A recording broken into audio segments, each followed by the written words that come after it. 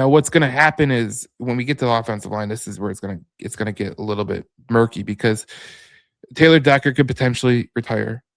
We won't know until probably after the Super Bowl, maybe, because he said he won't do the same thing that Ragnow did. That's basically what he was saying. But he'll find out. But look, you're going to still have to get a tackle in this draft. Now, the problem with tackle is you look at the free agent list, and this will transition to the offensive line now because I mean this is going to be a doozy of a conversation right here. When you look at the offensive line and like people they look at tackle, right? Like tackle could be a obvious need. Well, if you're looking at tackle, there's two tackles that I think or three tackles that could potentially be four, maybe five, maybe five. But you got Jermaine Illuminor from the Giants. He's a right tackle. He's not a left tackle, so you have to move Sewell. There's a lot of right tackles. There's not a lot of left tackles. There's the only left tackle is Cam Robinson, um, Kelvin Beachum, who was with Drew Petzing. But like you look at it, like the left tackle is like they're very Spencer Buford from San Francisco, they're decent. But there's not many guys I see on here that I'm like, okay, I would take a chance at. Braxton Jones is a free agent for Chicago. Rasheed Walker from Green Bay, he's valued at $20.2 million. So he is a left tackle. So that is an interesting kind of comparison. When we look at this offensive line, like when you look at it, like I don't know, man. This was a interesting offensive line because when you look at pass blocking and the guys who gave the most sacks, Mahogany gave up 6, Oyosika gave up 3, Manu gave up 2, Decker gave up 2, Penai Sewell gave up 2. What? Manu, just Oh thinking that I man, know he played that the Bengals, I think, game. It's just funny hearing him read off. Manu gave up like multiple sacks. he gave up multiple sacks, 2 sacks, and then Ratledge gave up 2 sacks. I think, to be honest, I think Ratledge had a pretty damn good rookie year. I Uh, totally agree with that. he had 24 pressures he gave up, which was not great, but I mean, if you want a comparison between the two, he was in pass blocking efficiency. He was 3 points off of Penei Sewell's efficiency. So there you go. And Graham Glasgow, for all the hate that he got this year, I thought his year that he had with Detroit was actually pretty decent. He had 1 sack, 8 hits at the quarterback, 10 hurries, and 19 pressures, which is he had a 98% efficiency rate. And if you want to put that in perspective, he was just below Sewell in efficiency. Now, when we talked about protector of the year, we talked about Sewell being pissed off that he wasn't up to standard. His pass blocking efficiency was still 98.2, which is pretty freaking good. But Dan Skipper leaving obviously sucks because he was a good guy off the bench, and you're gonna have to replace that guy, no matter if you do it in a draft or whatever you do. What do you think about this offensive line? And I think there's several ways you could take it. You go free agent or you can go draft. A lot of people like the kid from Miami. I like the kid from Miami as well, but I think he's going to rocket up draft boards. I really do. I don't think he's going to stick where Detroit is right now. The last And I one I saw today had him going top 5. The yeah, Maui Noah or what, Francis Maui yeah, Noah.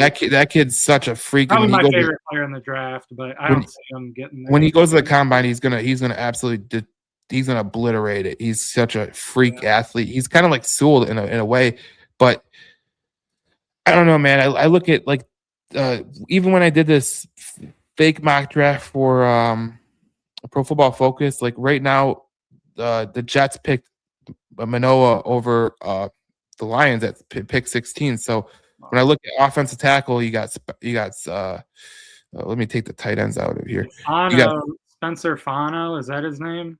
yeah, he's a good player. He gave up he Those didn't two get seem to be the most right now saying those are the top 2 in the draft for tackles. yeah. Here's the thing though, the one player I do not want under any circumstances, and I watched a lot of them at Tennessee when I was he wasn't at Tennessee, but it was at Alabama, so SEC football. Proctor. Proctor, screw that. That kid is not great. I don't think he's going to be this great. I think he's got to be a right tackle, not a left tackle. But he gave up 2 sacks last year. 3 sacks in 2024, and in 2023 he gave up 12 sacks. So this kid in his first year, he's not going to be playable, in my opinion. Like he's just not. Like he's a total developmental guy, kind of like a Giovanni Manu. Like I don't really think you could put him in right away. Spencer Fanu, I think you can put him in right away. So that would be an interesting one right there because I do like him as well. But the Manoa kid, I love that kid. So I don't think he's going to be available. I don't think Fano is going to be available either. Like he didn't give any sacks last year. No hits on the quarterback. 5 hurries. Like he was legit last year, and he played majority of right tackle, so he would be a right tackle anyways. But he's not going to be a left tackle. To keep in mind that I've seen people bring this up, and I think he is right. The couple mock drafts I saw him had him going in the late 20s now in the first round is Monroe Freeling, I think is his name. He's a Georgia tackle. He played with Tate Ratledge, obviously. Yep. I think they're good friends. He right now seems to be a first round pick, so that could be a guy to keep your eye on. You know, as you alluded to right off the bat, and I think you hit it on the head, is this is kind of a, you know, it's not straightforward because there are moving parts to this. And I think some things that because I've probably thought about offensive line more than any position in the, after the season ended. I do think Tate Ratledge is the right guard. I think he stays there. I do think they get a center at some point in free agency or via trade. I don't see a scenario where, and there doesn't really seem to be like a center in the first round, even really. And even if there might be one in the second or wherever where you can get great value on. I don't know that putting a rookie center in charge of all this is the great way to pivot off last year. So that kind of makes me feel like they'll somehow get someone in free agency or via trade. And then with the tackle, I sort of think kind of no matter what, this seems to be a year where you got to get like a legitimate tackle in the draft. And even if that's not in the first round, maybe in the second round, but it feels like it makes sense. Even if Taylor Decker comes back, which would probably be for his last year at that point, it's a premium position. There seems to be, at least right now, a number of them that are going to go in the first round. So I think regardless, to me, it's absolutely on the board, like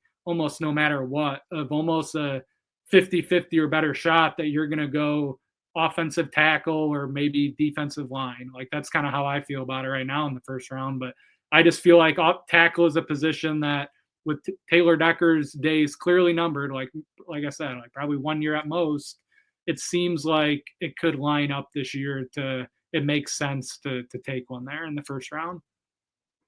Yeah, I think here's the thing with the tackle. There is a couple tackles. I like Fanu. I like the kid from Miami, Maui Naga or whatever. Monroe Fleming is interesting. He had 3 sacks last year. Played a majority of his snaps at right tackle though. Not last year he was left tackle, but a majority he's went from right to left, so he can be a swing guy too. Yeah, in his first year. So especially if Decker does come back. But if you're looking for a guy who could potentially start, in my opinion, it's the kid that is Fanu's, Spencer Fano's, the other Caleb Lemieux. Yeah, and he had 0 sacks last year, 2 hits on the quarterback, 6 hurries. He played a majority of his round for sure. Majority of his snaps came in at left tackle. So there you go. It's a left tackle. And if you want him to remove the right tackle, you probably could. Sewell can go to left tackle, whatever you want to do. I just look at it like this.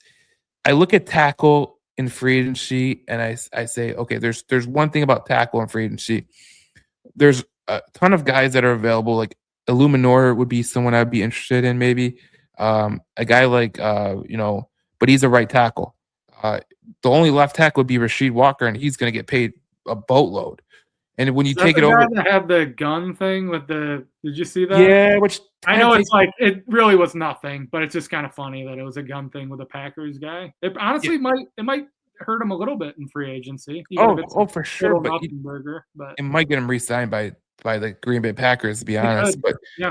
But when I look at the way to kind of structure this fixing of the offensive line, I think you prioritize center and free agency. And we talked about it before. Yeah, Connor McGovern, he could be had. Cade Mays, he could be had.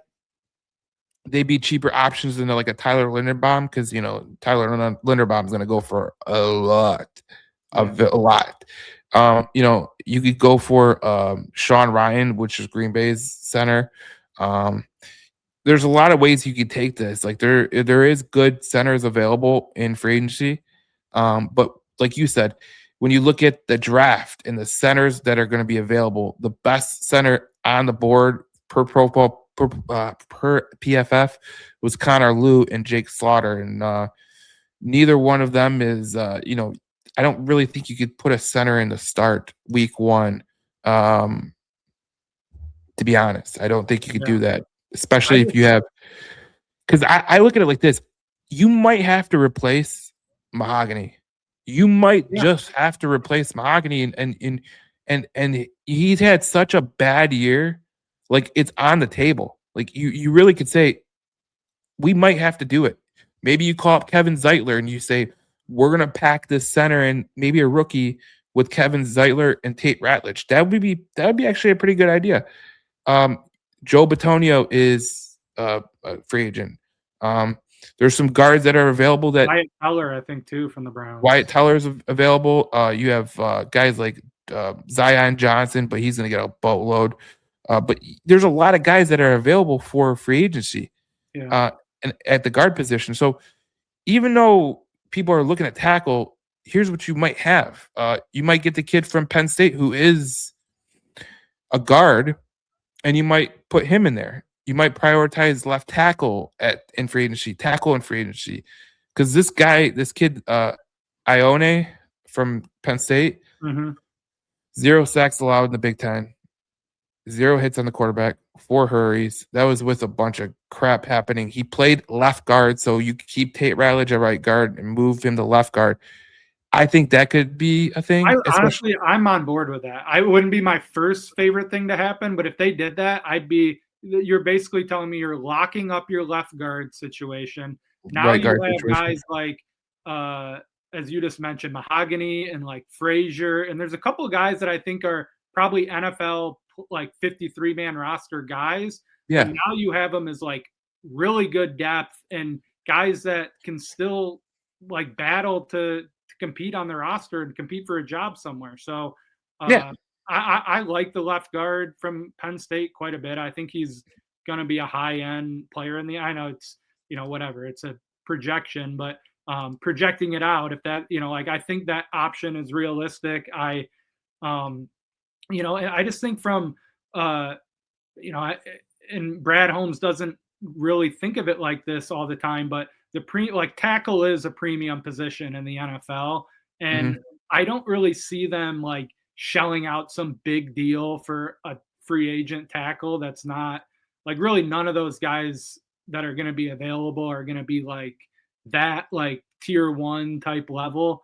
So that that's really my thinking in terms of like let's get a tackle in the first round just because the value's probably there more. But yeah, I mean, there's just so many different ways to go about this still because we don't know about Taylor Decker. We don't know still sitting at 17, a million different things could happen in the draft. So to really sit there and be like, yeah, they have to take a tackle in the first round, that really isn't a great way to go about it either. So now one thing we do know with how Brad Holmes operates and just with how the offseason is structured out is free agency comes before the draft. So they're going to have at least, I think, some level of direction on this. Like, I think they're going to probably, you would hope in free agency, they come away with, via trade or signing a free agent that it's like, okay, we got this guy to start here. If that's center, if that's Taylor Decker retires and they make some big trade for a left tackle, I don't know. But you would think going by draft time, they have at least one of these boxes checked in terms of, okay, we have our center or, we have our left guard or, whatever it is. So they're going to have at least to have conviction on something. And Brad Holmes did say in his end of season press conference that there's urgency to improve the offensive line. So I think, day one of free agency, it's going to be interesting to see, how they go about attacking that, because obviously there's more levels to it. They're probably are going to draft someone, maybe even in the first round, but free agency definitely could tell us at least some levels to their plan.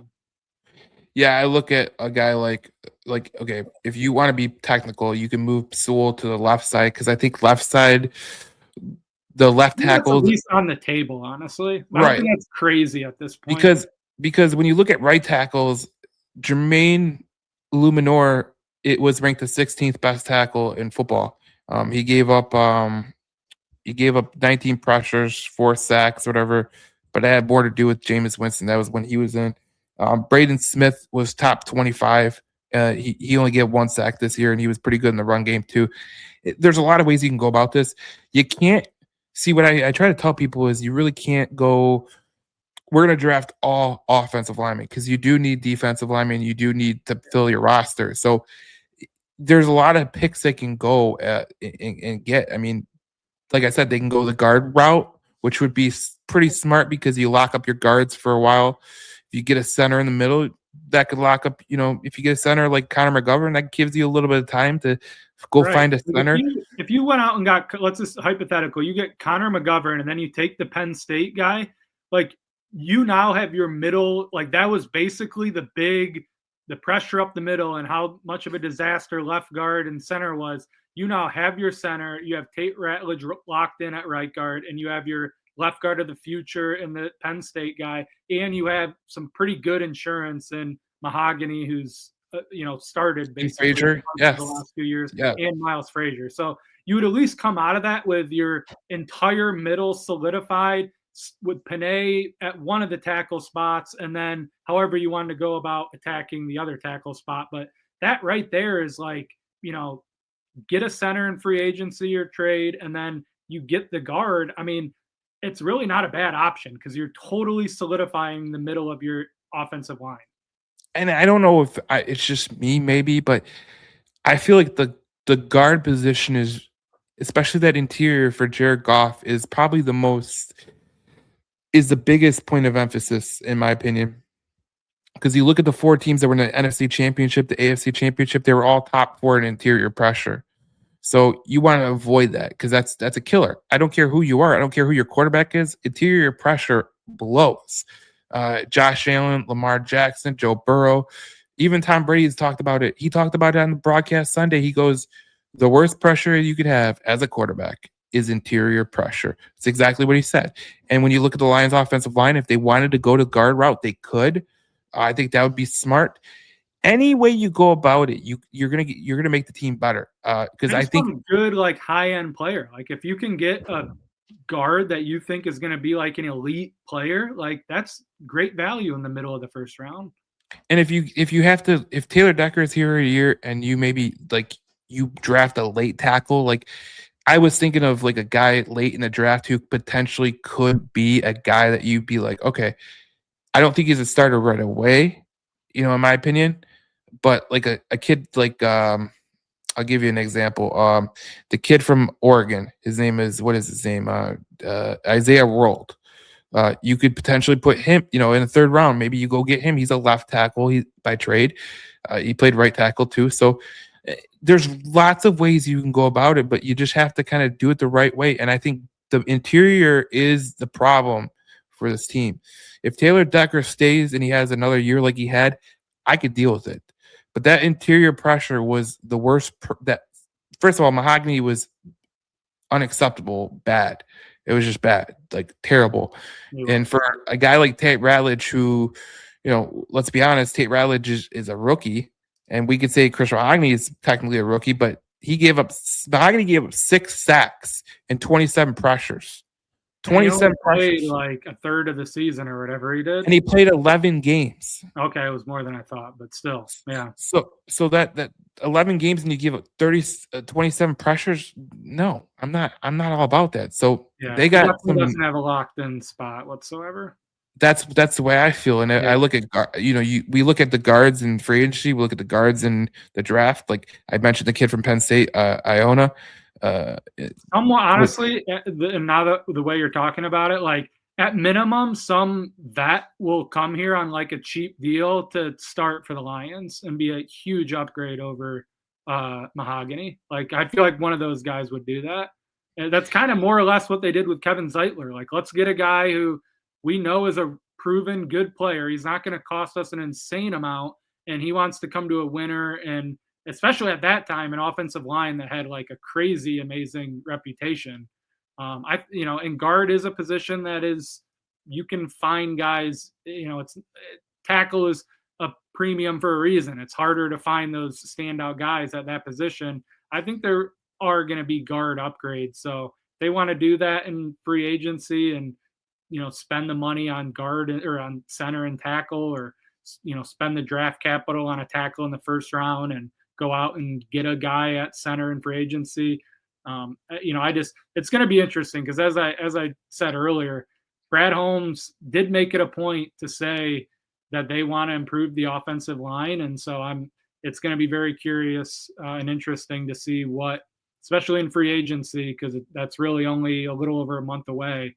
What is that big priority move that they're probably honestly already constructing right now? I mean, I would think. I mean, almost a month away. I think they're probably dissecting a zillion different pathways right now, as we're just kind of alluding to, because there's multiple avenues, probably even outside of their control. If Taylor Decker comes back, that's a guy that you're probably starting at, or obviously you're starting at left tackle. So, they're probably doing a million different avenues right now. And I think that's a really good point, though, about the Jared Goff and the interior pressure and what this offensive line looked like when you had Kevin Zeitler in there, and you had obviously Frank Ragnow is a world of difference, but Even the just make it Bears are a good in division example. They didn't do anything insane. They got some good players, but they valued those three positions on the offensive line maybe as much as any other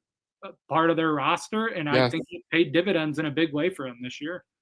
And I just want to preface this by saying, because there's a lot of people that want to say, "Oh, let's go get a tackle." Here's the deal, because when I went to scouting school, like a long time ago.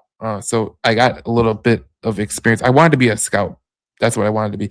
But with the way things are, COVID happened. I was like, "No, I'm good."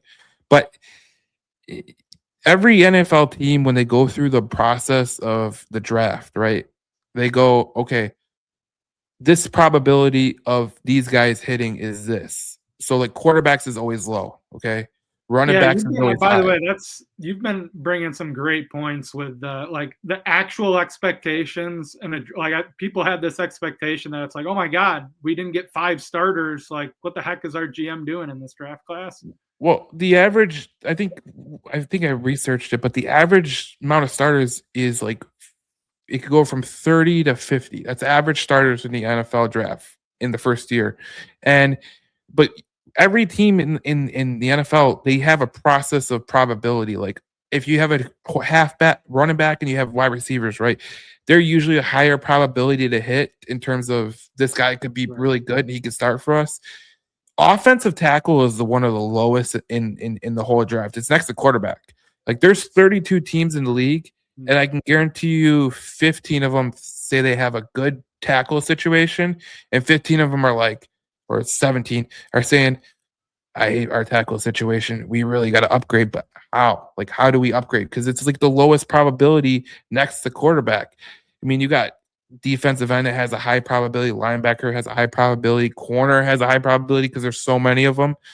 But you get to the offensive line, like the safest positions to draft are actually the interior of your offensive line because you know what to expect. The tackles, they're not really a high probability in terms of like I've seen many people mock different tackles to the Lions, like Monroe Fleming, okay? Caleb Tiernan, who at Northwestern was pretty good. But when you get to the NFL, man, there's different styles of players. There's different rushers. Like if you're coming to the NFC North as a rookie tackle, oh boy, you're gonna have to deal with Micah Parsons. You're gonna have to deal with Montez Sweat. You're gonna have to deal with Andrew Van Ginkel, Grenard, Hutch. Like you're gonna get torched early.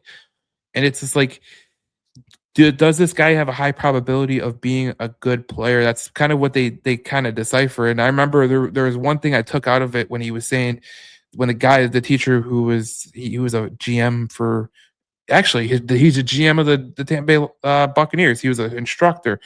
He goes, you always do the probability of what this player could be and who this player can become. You don't do the whole, I think this player could start right away. You got to go future, and then what do you think in the present? Like, you got to be real with it. You can't say, I think this guy could start week 1, because there's not many players that are starting week 1. That's just the reality. And when you put a rookie tackle out there, I mean, imagine, like, okay, Tate Ratledge had a horrible first game against the Green Bay Packers. Imagine your first game is as a tackle as Parsons, or it's you're playing the Lions and you got Hutch, or you're playing the Giants and you got Brian Burns or Abdul Carter. Like, not easy, not easy by any stretch of imagination. So that's why tackle is a low probability hit. When we talk about hits, that is a low probability hit. It's like quarterback. Like, quarterbacks are the same way. Like, you have to get a good grip on who you're drafting, and you got to kind of make sure that you know where you're going to get this guy and what he's going to become eventually, because he's not going to be right away. Yeah, and we've seen that honestly over the last couple of years, and it's honestly probably a good point to the moving off of Frank Ragnow, and the reality of that was going to be pretty difficult, no matter how they were going to adjust to that. And I think really with how it played out, I do think they were not caught off guard, but I think Frank did try to hope that he could play, and it just didn't really pan out. But yeah, I mean, it's going to be difficult to rebuild some of this, because they've put honestly a good amount of capital into the offensive line with some of these picks. I mean, we just talked about it: Mahogany, Manu, the guy from William and Mary, who I'm blanking on, that they drafted early in the tenure.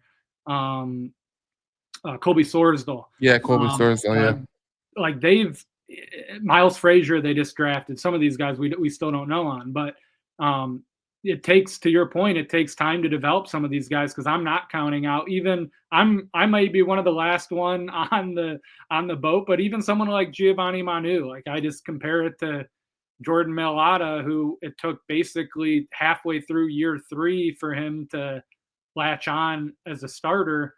Miles Frazier is someone that could actually be decent. Even a guy like Christian Mahogany, who's played probably 13 to 14 regular season games in his career. I don't think he's done enough to be penciled in as a starter. I think actually he's might have to go uphill battle this year to earn a starting job. But that's someone in a year or so that, maybe he is at the level that you were hoping he could be at. So, and that maybe that steers some of their decision making. Maybe they want, maybe the ideal scenario is Decker comes back for another year.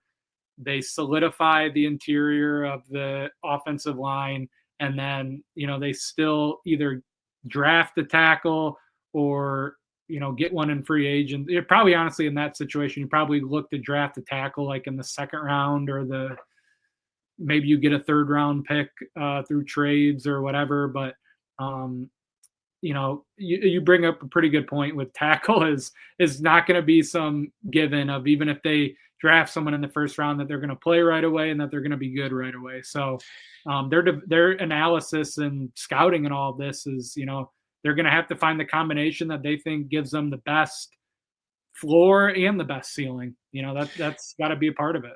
Just to give you a real example of how tackle is a volatile position in terms of drafting a tackle, your 2 top tackles last year were Will Campbell and Kelvin Banks from Texas. Now, Will Campbell was talked about as a really a generational guy. Like, they were thinking he was going to be the next stool of his draft. The most pressures in the league. Kelvin Banks was up there. He had 11 penalties too. And then Will Campbell was in the same category of giving up the most pressures. Now Calvin Banks gave up 5 sacks, and Will Campbell gave up 8. Drake So May got sacked like top 5 in the league, like a so ton. when we go through probabilities, like those were 2 highly ranked tackles, and they struggled.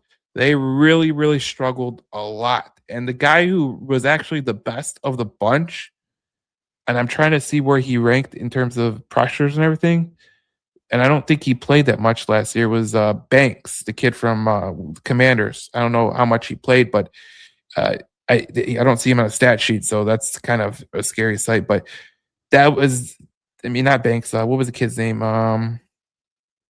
Josh Connolly, the kid from Oregon. Let me see. I kind of got it Free wrong. agency center, Penn State left guard. That's my preference right now. This show's talked me into Oh, that might be my favorite way.